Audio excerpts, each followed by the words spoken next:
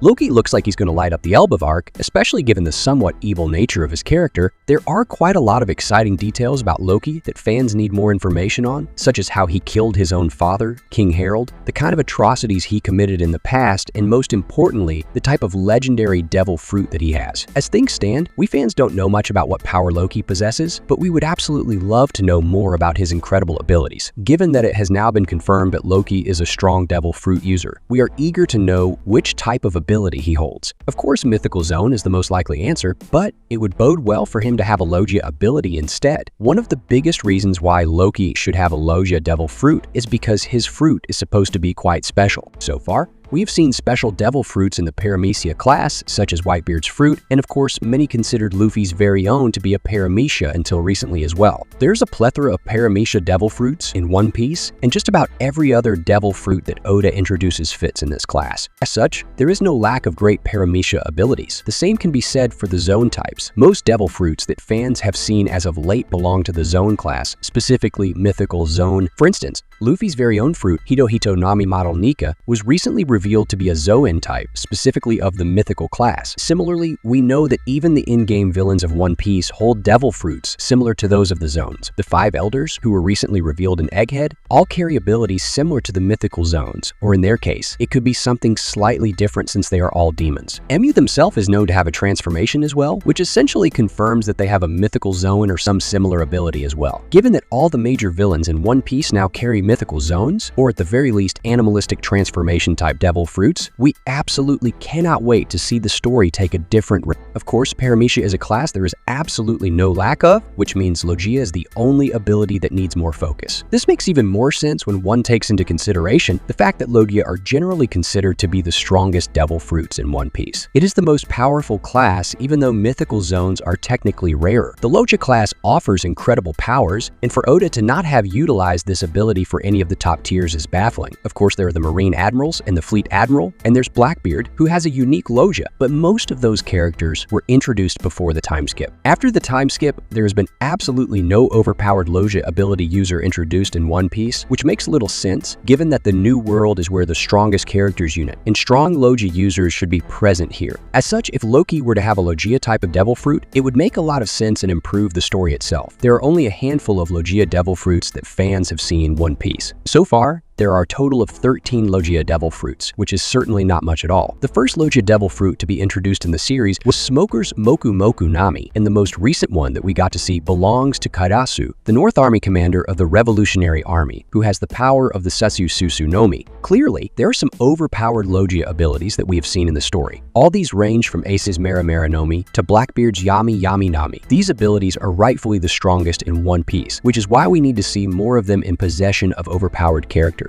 The case of Loki is especially interesting. Loki is known to have a legendary devil fruit, which he ate not that long ago in the story. This devil fruit was passed down the royal family of the giants and has been protected for centuries. Loki consumed this devil fruit, and this is somehow linked to him believing himself to be the sun god. As to what power this devil fruit offers that is similar to the sun god, we do not know. Of course, logic would dictate that this devil fruit is a mythical Zoan that allows Loki to transform into some kind of god. This makes even more sense because Elbaf is based on Norse mythology, which has many powerful gods that Oda can incorporate into the story through mythical Zoan devil fruits. But Logia is the way to go, as it would add a new flavor to the story, and it would also reinvigorate a devil fruit class that Oda has not paid much attention to in the post-time skip of the story. It is not as if the idea of Loki having a Logia type of devil fruit would come out of nowhere. In the Dressrosa arc, we specifically saw Hadrudin attempt to claim the Mera Mera Nomi, which is a flame Logia. According to Hadrudin, a Logia type of devil fruit in possession of a giant would make them unstoppable. Hadrudin also claimed that he would eat the fruit and become the king of Elbaf. Clearly, he saw his brother eat a powerful devil fruit and then set out to eat one that could make him a direct rival. Of course, this would make sense if Loki had a Logia ability and Hadrudin set out in the hunt for one himself. There are not many powerful abilities than the Mera Mera Nomi, which explains why he came to Dressrosa in the first place. This is a major hint from Oda, with the other one being that Logia are clearly the strongest fruits in the entirety of One Piece. If Loki does have a Logia type of devil fruit, it would be absolutely incredible to see him wield it with tremendous might. So far, fans have not seen any powerful Supreme King Haki-wielding Logia users. Perhaps Loki would be the first one, and it would be interesting to see how that ability would compete with Luffy's very own sun god Nika. Regardless of which way Oda goes, fans can rest assured that Loki's powers are going to be mesmerizing, and if he does clash with Luffy, the battle is going to be of historic proportions. Well,